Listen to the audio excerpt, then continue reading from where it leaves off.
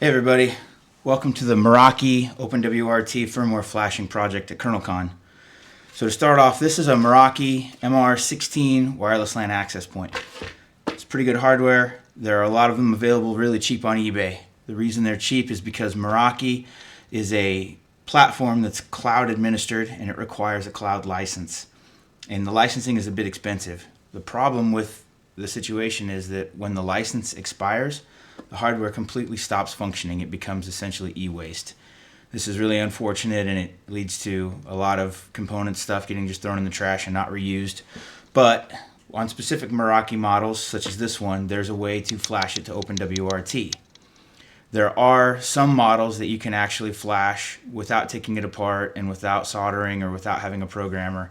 But it's really dependent on the firmware version, and somewhere along the lines, Cisco that owns Meraki pushed an update to the access points to make it so you can't flash them over the air anymore, which is also unfortunate. But for the lab activity that we're going to do, so that we don't have to deal with differences in firmware or any oddities, we're going to be taking these apart and we're going to be writing a custom OpenWRT image to the actual memory chip inside of this wireless access point.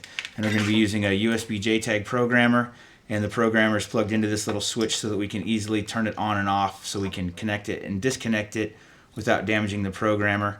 And then the programmer connects to an SPI clip. It kind of looks like a clothespin, and we'll talk about it when we get ready to use it. But you'll see that one side is black and the other side is silver, and that helps us align it on the chip so we know which way is up. So let's go ahead and get this thing taken apart. So the first thing to take this apart is there's a little Torx 5 screw at the bottom, and there's another one at the top. So it's not a Phillips, it's actually Torx. So make sure you find the right Torx screw or Torx screwdriver and take those screws out, and they just unscrew right at the top and you can take it off. I already took the bottom one out. So then we have to pop the lid off of this AP. So what we do is we're going to flip it over, and there are spudgers available running around the hardware hacking village. So what we're going to do is we're going to put the spudger in the side, and we're going to look for this little black little clip in here. I'll try to get it so you can see it, but you can see the little clip and the little hole in there. That's what we're going to try to go after. We're going to put the spudger right at the hole and kind of pry up. And then we'll take another one and we'll pry up in another spot. And once we get it up in 2 spots, it'll come out pretty easy. So we'll just take it out all the way around.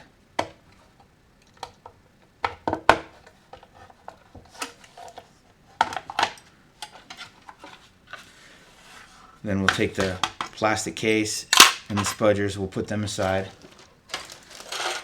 And then when we get to this part, we need to take these screws out, and they're a standard Phillips head screwdriver. They're running around the hardware hacking village as well. So just take those screws out.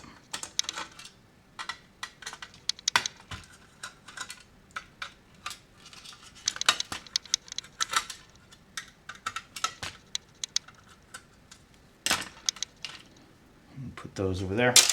Then we'll carefully lift the entire board up and out of the case, and we'll move the case over to the side.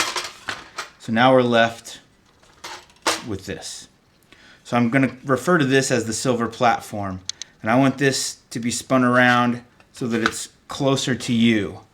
So I want this to be at the edge of your, if the edge of your table is here, I want this silver platform to be closer to you rather than farther away. Then what we're going to do is we're going to make sure that our programmer is in the off position, and we're going to take the silver side of the clothespin or the SPI clip, and we're going to align the silver side with the silver platform so they face each other.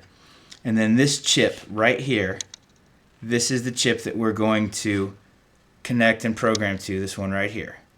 So if you look at the silver platform, you can find this corner. Let the camera focus. You can find this corner, and you can come straight up, and this is the chip we're going to program. And what we're going to do is we're going to take this clip, we're going to open it, and we're going to align the top with the top of the chip. There are these little brass gold colored pins that you can see in here. We're going to try to align them with the actual legs of this chip. And it might take you a few tries, but the key is make sure this is off which it is, and then we're just gonna put it right on here, and then we're gonna let it pinch, and we're gonna make sure that it's pressed down. Now we're going to check to see if everything's lined up and working. So I'm gonna switch over here.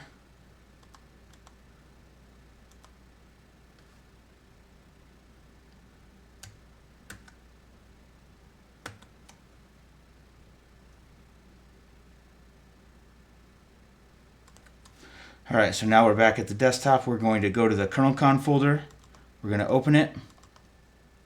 We're going to go to the Meraki folder, and we're going to open USB JTAG NT. We're going to make sure that we're in this Meraki folder, which we are here, and hit select folder. So the first thing we're going to do now is switch back over to our plug, and we're going to turn this on. And we hear it connect, all good. And now we'll switch back to our software. So the first thing we're going to do here is we're going to ID the chip. This is going to make sure that we're able to talk to the chip and that we read from it properly. So I hit ID. I see it says found address, SFDP protocol, Meraki 16 meg chip. So this is good. This means that the chip is working and that we're connected to it and we're good to go. Now just for example, if I take the clip off, or if I misalign the clip, this is the error that you would see if things are not good. So if you see this, if you see unknown flash value, don't worry, it just means that your clip is aligned not quite right, and we'll just work to align it. Now it can be a bit finicky to get it lined up. If you have lots of trouble, feel free to reach out to a HHV volunteer or find me, Matt, or Jeff.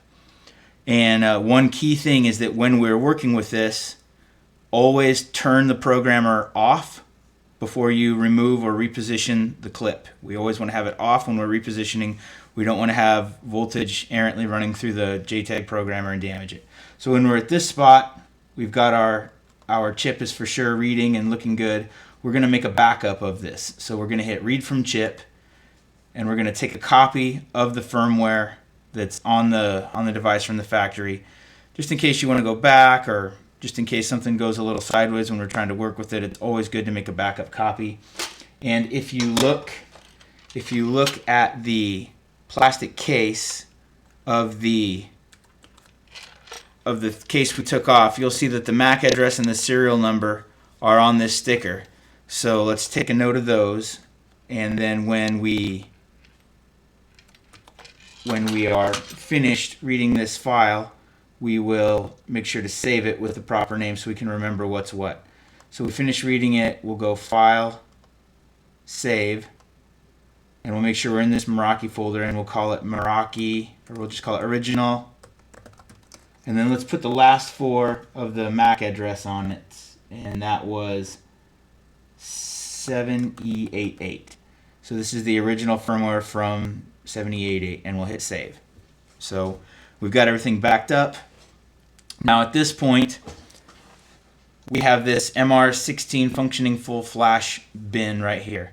So I took the OpenWRT image, and I took the Meraki image that we dumped, and I created an image that's already ready to go. There are some modifications we have to do to portions of the Meraki flash, and then we have to do some custom writing with some specific addresses to get the OpenWRT flash to work. It's a bit complicated, so what I did to make this village activity a little more beginner friendly is I just created the image so that all we have to do is write the entire new image back. So that's exactly what we'll do now.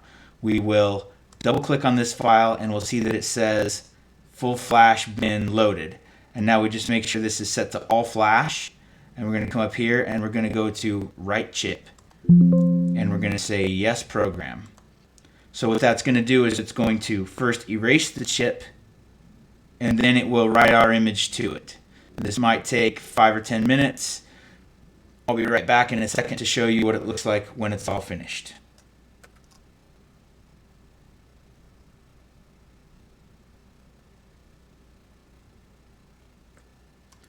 So now we see that the erase finished and the program is running. Everything's going well. It'll take a few minutes to program, and I'll show you what it looks like when it's finished. So now we see that it says program passed. If no further programming is needed, power on off the target.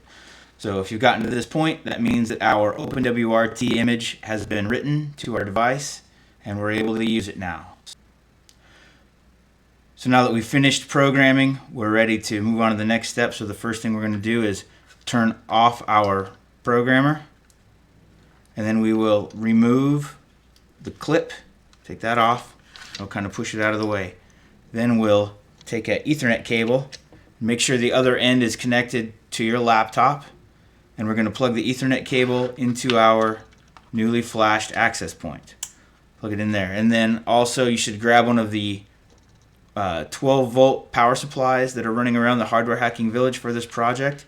And if you just plug the power into the jack, you can flip it over and the LED should start to blink. We see it right here. And it will take a few minutes for this to boot up. And what it should do is DHCP is running on this right now. It should give our laptop, that's right over here, it should give our laptop an IP address, and we'll be able to log into this device and verify that it is indeed functional, that it is running fully open source OpenWRT now, and we have a piece of hardware that in its previous state was completely unusable, and now that we've done this simple modification to it, we can do whatever we'd like to it and have it do all sorts of things for us. So we see that it's blinking now. Let the camera focus. So let's go take a look at our network interfaces and see how things look. So back at our desktop, let's go to a command prompt. So that's Windows, and if you hit CMD, open it up, we can do ipconfig, and we can see that our local interface here has a 192.168 address, so this is good. 192.168.1.1, that will be the address of our newly flashed Meraki OpenWRT router access point. So we'll go ahead and open up Chrome and go give that a check. 192.168.1.1, and we're able to log in. The password is blank by default, so this is good to go. This is a straight up direct flash of OpenWRT 23.05.3, very recent rev. I pulled it straight from their repository. You can reflash this at any time if you'd like. And one thing to note is that by default the wireless interfaces are disabled, so you'll have to go ahead and enable them. And then if you look in the guide at hackspace.io/projects, there's a link right here for the Meraki MR16 page, and there'll be a bunch more details here as soon as I post this video there. But the gist of it is it's very flexible and there's a lot that we can do. One thing that I want to note is that because of the way we're flashing these in the hardware hacking village, every access point after it's flashed has the same MAC address. So if you want to have multiples of these running on your network at home, or if you're doing troubleshooting or things like that, the MAC address that you see on your network and the MAC address that's on the sticker, they will not match. So there's a link right here that shows you how to change the MAC address that's in the device, and that's very useful.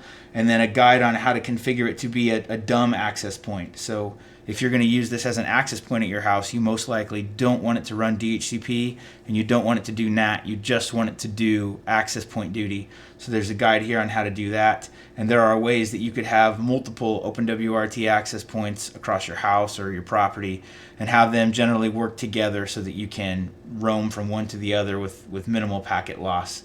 So that kind of wraps up our project. At the end, all you really need to do is put things back together. Put the 4 Phillips head screws in and put the 2 Torx screws back in, and then everything's good to go. And I guess one final note: these APs here in the hardware hacking village, we are powering them via a 12 volt 5 amp or 12 volt 3 amp wall wart, but you can of course power these by PoE, and the network port that's on them is PoE enabled, so if you have a PoE switch, you can certainly power them by PoE as well. And if you have any questions, feel free to get a hold of me, get a hold of one of the HHV volunteers.